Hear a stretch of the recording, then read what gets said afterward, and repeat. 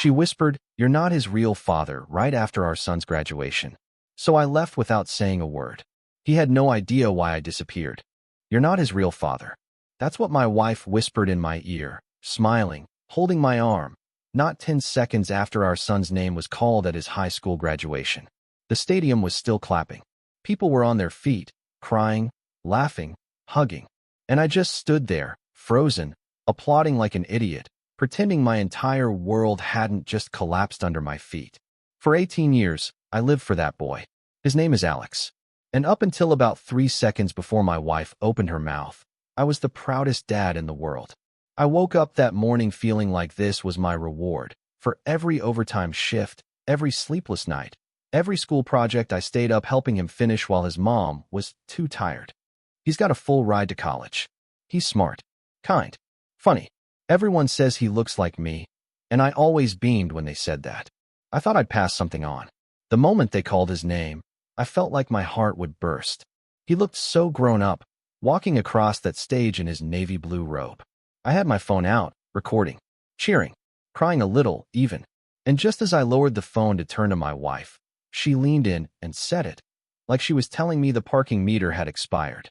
"You're not his real father." I blinked. I thought maybe I misheard. Maybe she said, "You're the real father," like in a sentimental way. But no, her face stayed calm.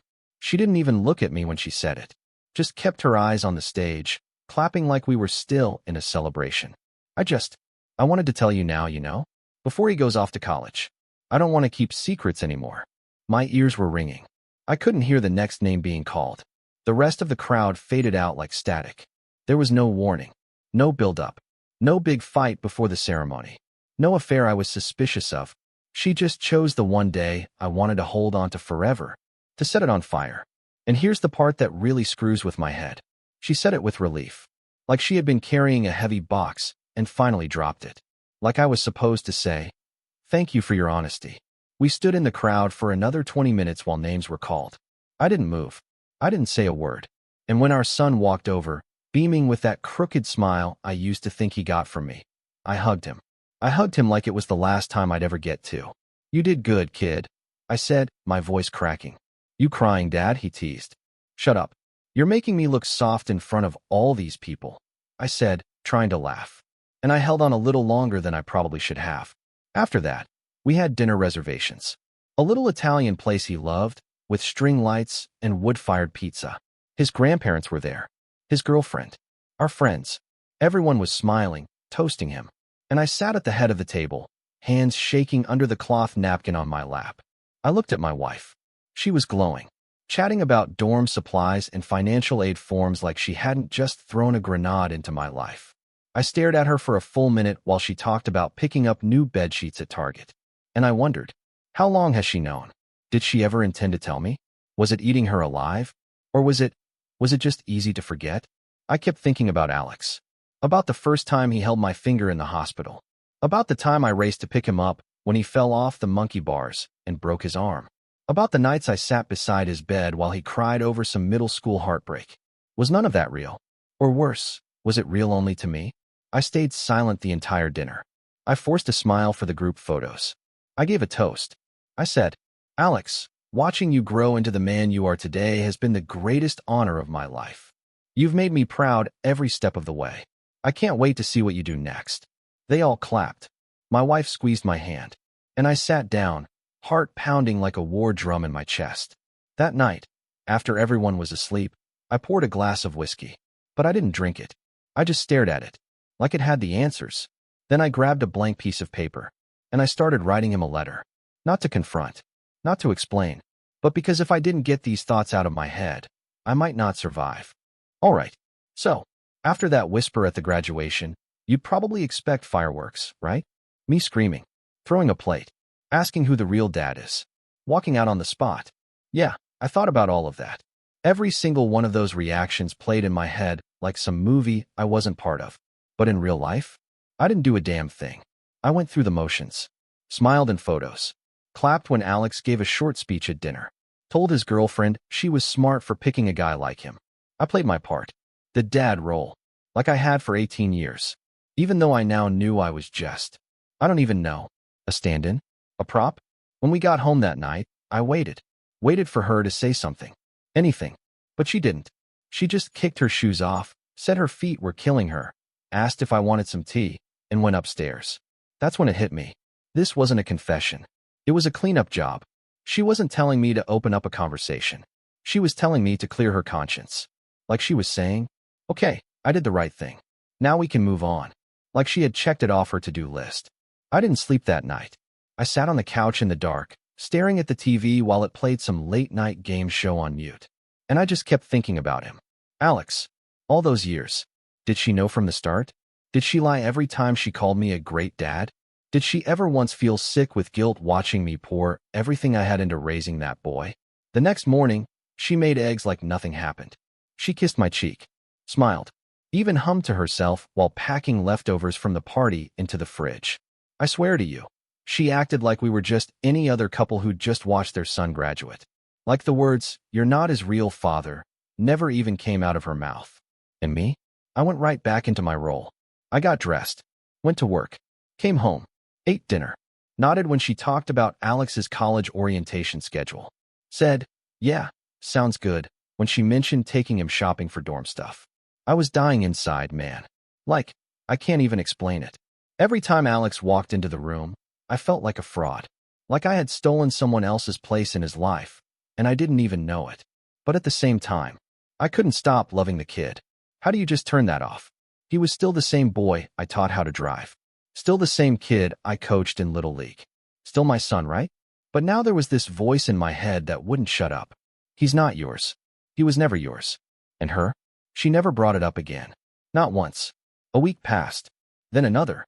She was chipper, relaxed, like she had taken a deep breath after holding it for years. I started watching her more closely. Not in a creepy way, just observing. The way she looked at Alex. The way she looked at me. And I realized something that made me feel physically sick. She wasn't sorry. She was relieved. And that's when I knew there was no coming back from this. Not for me. I started pulling away slowly. Quietly. I stopped getting involved in planning college stuff.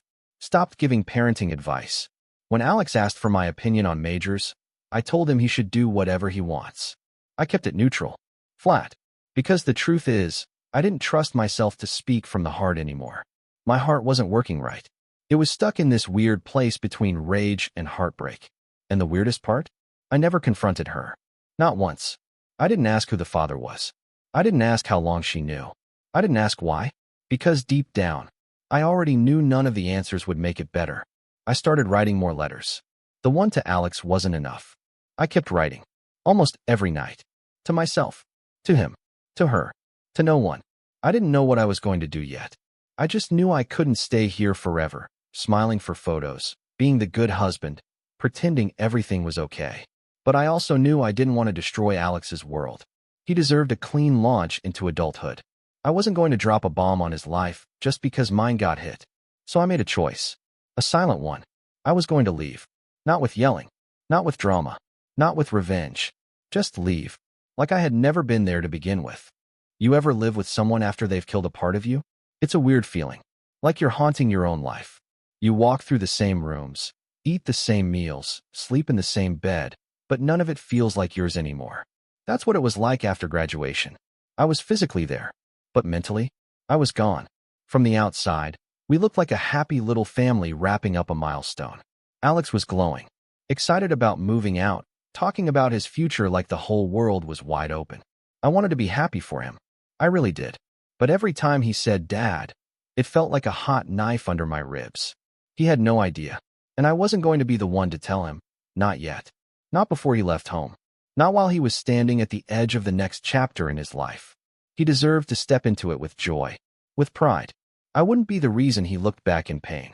Meanwhile, my wife, and I can barely say my wife, without tasting blood in my mouth, she just carried on like nothing had changed. She kept talking about shopping for twin XL sheets and mini fridges like she hadn't dropped a nuke on me. She kept laughing at sitcoms, texting her friends, making coffee in the morning like she wasn't living with a ghost. I watched her every day and thought, this woman lied to me for 18 years, and she still sleeps just fine. She had one moment of guilt, one whisper, then she washed her hands of it. I started pulling away, not in a dramatic way, just gently, quietly, like I was easing myself out of a life I no longer belonged in. When she'd ask if I wanted to go with her and Alex to shop for dorm stuff, I'd say I had work. When she brought up planning a going-away dinner, I said, whatever you think is best. I didn't argue. I didn't complain. I didn't throw anything in her face. I was done performing. I stopped calling Alex buddy, not because I didn't love him, but because the word caught in my throat. I'd sit across from him at the dinner table, watching him talk about professors and majors and road trips he wanted to take, and I'd just nod, smile, say, sounds great, man. I'd go back to my room and cry quietly, into a pillow, into my hands, into the void. I wrote letters I never intended to send, letters to my son explaining everything, letters to her, long, angry, raw, letters to myself, trying to figure out who I was now. Then came the moment that broke me more than anything she said. I was walking past the bedroom one night. The door was cracked open, and I heard her on the phone. She was laughing, really laughing, like someone who'd just been set free. And she said something I'll never forget. Yeah, I finally told him. At graduation, I figured it was time. Like it was just a task on her list. Like I was a form she forgot to file. Like I wasn't a human being she'd just crushed with a sentence. She never said she felt bad. She never said she regretted it. She just said it was done, and she sounded lighter for it. I stood in the hallway for a long time after that, just staring at the floor, listening to her laugh on the phone with someone, a sister, a friend, maybe even the guy. I'll never know. And honestly, I don't care. Because in that moment, I made my decision. I wasn't going to yell. I wasn't going to destroy anything. I wasn't going to take revenge. I was going to vanish. I started planning, step by step. No dramatic exits. No signs. I started pulling cash out of our joint account, little by little. I found an apartment across the state under a short-term lease. I found a quiet job that didn't ask too many questions. I packed a bag and kept it in my car trunk. I was building an exit no one would see coming, because that's the only power I had left. And all the while, I kept writing, especially to Alex. Because when I left, he wasn't going to understand. He'd feel abandoned, betrayed, confused. So I poured everything I had into that letter, not to explain everything, but to tell him one thing. You were never a mistake. I was proud of you every single day. And even if I wasn't your father by blood, I loved you like one. More than you'll ever know. I wasn't ready to leave just yet. Not until he was gone. Not until I knew he was settled. Not until I had one last moment with him. Even if he'd never know it was a goodbye. I'd stay just long enough to help him pack. Just long enough to watch him drive away to college. And then, I'd disappear. I knew exactly when I was going to leave. The moment he drove off to college. Not a second before. Not a second after. Until then, I played my role. Just a little longer. We went dorm shopping. Target runs. Luggage. Bed sheets. A new laptop. I stood in checkout lines holding twin XL mattress pads like I hadn't already rented an apartment 5 hours away. Alex was glowing. He'd gotten into his first choice school. He was talking about what posters he wanted to hang on his dorm wall, asking if I still had that old guitar he could take. Every word stabbed a little deeper, because I knew he'd never understand why I left. Not right away. His mom, she was practically skipping through the store, helping him pick out decorations, talking about visiting on Parents' Weekend, laughing with him like she hadn't detonated a bomb in our marriage and casually walked away from the blast. She didn't say a word about what she told me. Not once. She didn't ask how I felt. Didn't check in. Didn't try to talk about it. As far as she was concerned, the truth was out, and her conscience was clean. She thought that meant we could just go back to normal. The week before move-in day, I spent every night staring at the ceiling, counting hours. I had a bag ready in my car. I had keys to a new place, a prepaid phone, even a new email address. Nobody knew, not even my best friend. Because if I told anyone, they might try to stop me. And I wasn't going to let anyone talk me out of leaving. This wasn't about revenge. It was about survival. If I stayed in that house one more day pretending everything was okay, I was going to break into 1,000 pieces. And I didn't want anyone to see that happen. Especially not Alex. Move-in day came fast. We packed up his car with everything. He insisted on driving. His mom rode shotgun. I followed behind in my own car. I remember watching them from behind, the two of them laughing about something, a podcast or a song on the radio. And I just kept thinking, does she even realize what she took from me? Does he even know what he's about to lose? We helped him unpack. The dorm was buzzing, parents everywhere, Kids hugging, roommates meeting for the first time. We set up his desk, his bed, helped hang his stuff on the wall. Took the usual photos. Forced smiles. One last family picture. The kind you frame and hang up, never knowing what was really going on behind the eyes of the man standing in it. He gave us both hugs. Thanks for everything, Dad. I squeezed him tight, long enough that he noticed. I'm proud of you, kid, I said. Always. He didn't know it was goodbye. We got in our cars to head home. She asked if I wanted to stop for food. I said I was tired. Told her I had work in the morning and might stay at a hotel nearby. She nodded. No questions. Didn't even ask when I'd be home. We hugged. Brief. Empty. She drove off. And I sat there for a while, watching the sun go down behind the trees, parked just outside campus. That's when I pulled the letter out of my glove box. I had written it the week before. 2 full pages. Folded neatly. It was addressed to Alex. Sealed. With a note on the front. Open this the day your first college class starts. No sooner. I drove back to the dorm. Waited until I was sure he'd gone out with his new roommate. Slipped the letter into his desk drawer. And that was it. No goodbyes. No final words. No second thoughts. I didn't go home. I drove straight to my new place. It was small. 1 bedroom. No furniture yet except for a mattress on the floor and a folding chair. It smelled like fresh paint. There was no echo of a life lived yet. And for the first time in 18 years, it was quiet. Not peaceful. Not comforting. Just quiet. Like walking into the middle of a forest after a storm. I turned off my phone that night. Tossed it into a drawer. I had nothing left to say. I had said all of it in that letter. And even if it took him years to understand, that was okay. I wasn't leaving to hurt him. I was leaving to protect the last piece of myself that hadn't been hollowed out by lies. The morning of his first college class, my son opened the letter. I know this because he called me that same morning. Twice. Back to back. I didn't answer. I was sitting on the edge of my mattress in my new apartment, staring at the phone while it rang, vibrating across the nightstand like it was trying to wake the dead. I didn't have it in me to pick up. Not yet. That letter had been sitting in his drawer for over a week, waiting. And now it was finally open. He was probably sitting in his dorm room, reading it in silence, the same way I wrote it. No yelling. No drama. Just a quiet unraveling of everything he thought he knew. And it started like this. I need you to know something. Not because I want you to hurt. Not because I'm angry. But because I love you enough to tell you the truth. I didn't go into detail. I didn't name names. I didn't accuse his mother of anything. I didn't explain how she told me at his graduation, or how she waited 18 years to come clean. Because none of that mattered. The truth was simple. I am not your biological father. And then I told him what did matter.